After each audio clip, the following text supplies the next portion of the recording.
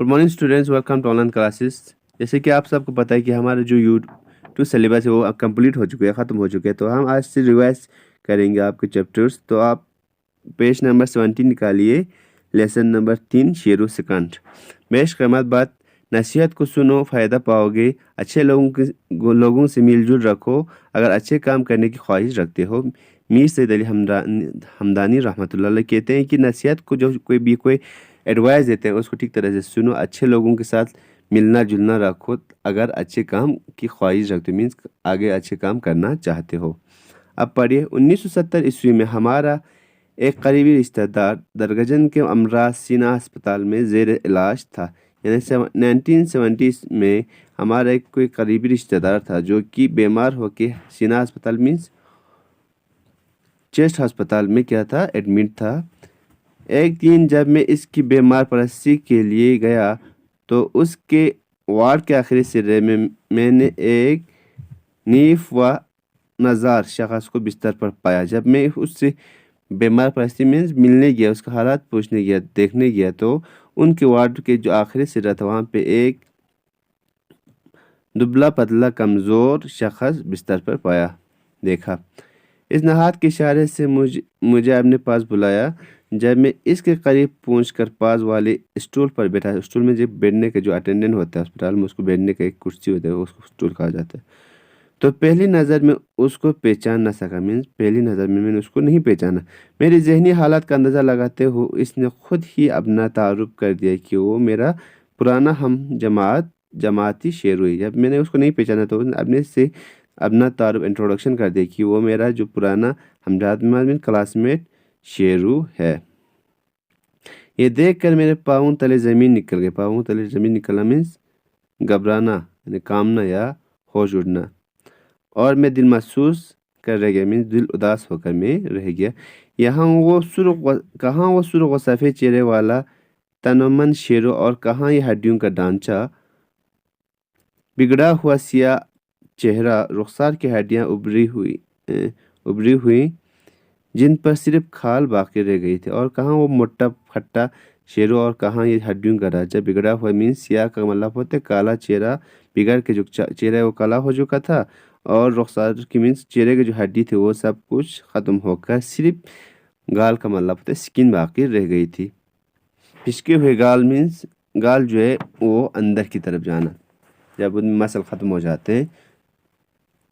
आंखें अंदर को धसी हुई, हाथ पैर तले अंगुलियां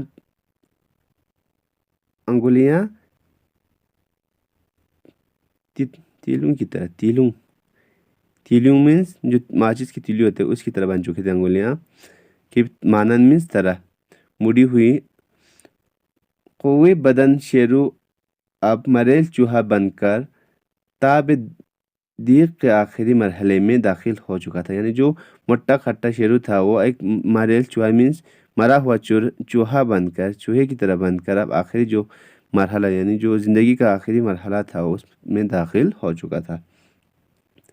बेड के पास लगी हुई अलमारी के ऊपरी सतह पर उबले हुए अंडे की तरफ इशारा करके कमज़ोर आवाज़ में इसका छिलका उतार कर खिलाने की इल्तिजा की। तो बेड के ऊपर जो अलमारी थी उस पर एक अंडा रखा था उबला हुआ, उसकी तरफ इशारा करके ये कहा कि धीमी आवाज़ में, कम आवाज़ में, कि उसके छिलका निकाल कर मुझे खिलाओ। मैं इल्तिजा मीन्स रिक्वेस्ट की। इसमें अब खुद बैठने और हाथों से अंडा छीलने की सकत भी ना रह गई थी। यानी उसके अंदर अब इतनी ताकत नहीं रही थी कि वो एक अंडा को उठा के उसको छिलके को हटा के यानी छिलकों को उतार के खुद खा सके। इतनी भी सकत मतलब इतनी ताकत नहीं रह चुकी थी। मैंने उसको सीधा करके बिठाया। मुश्किल से उसने आधा अंडा खाया और थोड़ा सा पानी पिया। मैंने जब उसको मैंने सीधा करके वो अंडा खिलाया, मगर उसने मुश्किल से आधा अंडा खाया और थोड़ी सी पानी भी पिया। मैंने पूछा, ये तुम्हारा घर का कोई आदमी क्या तुम्हारे घर का कोई आदमी तुम्हारी बीमारदारी नहीं करता, यानी तुम्हारे साथ कोई तुम्हारे घर वाले नहीं है तुम्हारा ख्याल रखने के लिए? मैंने उससे ही पूछा। इसने نیف آواز میں جواب دے کہ گھر والوں نے بدنامی کے ڈر سے میرے ساتھ قطع رحمی کیا ہوا ہے. یعنی اس نے کہا کہ جو میرے گھر والے نحیب مینس آہستہ سے جو رونے والی آواز ہوتے ہیں اس آواز میں کہا جواب دے کہ میرے گھر والوں نے بدنامی کے ڈر سے میرے سے قطع رحمی مینس تعلقات جو رشتے ہیں وہ سب توڑ دیے. یہ سن کر مجھے بہت افسوس ہوا میرے دریافت کرنے پر کہ وہ کس طرح اس حال پر پہنچا. اس کے آنکھیں بھر آئے اور روندی ہوئی آواز میں مختصر جواب دیا. جب میں نے اس کو پوچھا کہ تم اس حال میں کیسے پہنچ گئے تو اس نے آنکھیں بھر آئے یعنی آنسو بھر آئے اور روئی ہوئی شکل میں یہ جواب دیا استاد نور صاحب کے ساتھ گستاخی کی سزا بھگت رہا ہوں. جب میں نے استاد نور صاحب کے ساتھ گستاخی کی تھی یعنی اس کے سر میں نے پتھر مارا تھا اس کا سزا بھگت رہا ہوں. آپ کو اسی لیے بلایا ہوں مطلب اسی لیے تجھے بلایا ہوں کہ آپ نور صاحب کے پاس جا کر میرے لیے معافی طلب کریں.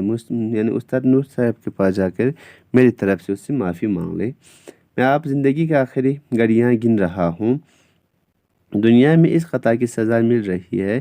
اگر انہوں نے معاف نہیں فرمایا تو آخرت کی سزا اس سے بھی سخت ہوگی. کہتے ہیں کہ میں دنیا میں اس کی سزا بھگت رہا ہوں. اگر اس نے معاف نہیں کیا تو جو آخرت میں جو سزا ہے اس کا وہ اس سے بھی بہت تیز اور سخت ہے. ان کے سر پر پتھر میں نے ہی مارا تھا. یہ کہتے کہتے اس کی ہچکیاں بن گئی. یعنی اس نے کہا کہ اس کے سر پہ پتھر میں نے مارا تھا. یہ کہتے کہتے اس کی ہچکیاں بن گئی مینس ہچکیاں جو ہے آنے لگی بند ہو گئی. اس کا دل رکھنے کے لیے میں نے قرار میں سر ہلایا مینس قرار کا مطلب اقرار میں نے ہاں کرتے ہوئے میں نے اس کو دل رکھنے کے لیے اس کو دل نہیں دکھانے کے لیے میں نے ایسے سر ہلایا کہ ہاں میں اس کو بول دوں گا. لیکن زبان گنگ ہو کر رہ گئی کیونکہ مطلب میرے زبان سے کچھ نہیں نکلا کیونکہ میں جانتا تھا کہ مرحوم صاحب اب اس دنیا میں نہیں ہے کیونکہ استاد نور صاحب تھا وہ آلریڈی مر چکا تھا مگر اس کا دل رکھنے کے لیے میں نے سر ہلایا. رخصت کے وقت میرا دل بھاری ہو رہا تھا. دوبارہ آنے کا وعدہ کر کے جب اگلے ہفتے گیا تو اس کے بیڈ پر دوسرا بیمار کو پایا. جب میں آتے سمے میرا دل بھاری ہو رہا تھا. دل بھاری ہونا کا مطلب ہوتا ہے غمگین ہونا اداس ہونا. مگر دوبارہ آنے کی مطلب اس سے وعدہ کر کے میں ایک ہفتے بعد پھر سے دیکھنے گیا تو وہاں اس کے بیڈ پہ دوسرا بیمار تھا. معلوم ہوا کہ 4 دن پہلے شیرو انتقال کر چکا تھا. یعنی سب میں نے یہاں سے پڑتال کی یعنی پوچھتاچھ کی تو پتہ چلا کہ وہ 4 دن پہلے مر چکا تھا. انا للہ و انا الیہ راجعون. جب 2 دنوں تک کوئی رشتہ دار لاش لینے کے لیے نہیں آیا تو اسپتال کے ذریعے ہی تجہیز و تکفین کے بعد اس کو لاوارث قبرستان میں دفنایا گیا. یعنی 2 دن ایسے رکھا مگر کوئی رشتہ دار ان کی لاش کو لینے کے لیے نہیں آیا تو ہسپتال کی طرف سے تجہیز اور تکفین جو غسل کرنا یا مرنے کے بعد جو کفن وفن پہنانا وہ سب کس نے کیا ہسپتال نے کیا اور لاوارث میں قبرستان تھا وہاں پہ دفنایا گیا. میں جو چند سنترے اس کے لیے لے کر گیا تھا وہ اس کے احصال ثواب کے لیے وہیں بیماریوں میں بانٹ دیے. میں ان کے لیے کچھ سنترے لے گئے تھے مگر اس کے ثواب کے لیے میں نے کیا کہ وہاں پہ جو بیمار تھے اسپتال میں ان میں بانٹ دی. نصف صدی سے زیادہ عرصہ گزرنے کے بعد جب بھی کبھی درگجن کی سڑک سے گزرتا ہوں تو مجھے مرحوم استاد مولانا نور صاحب کی پیشن گوئی اور شیرو کی زندگی اور فوت کے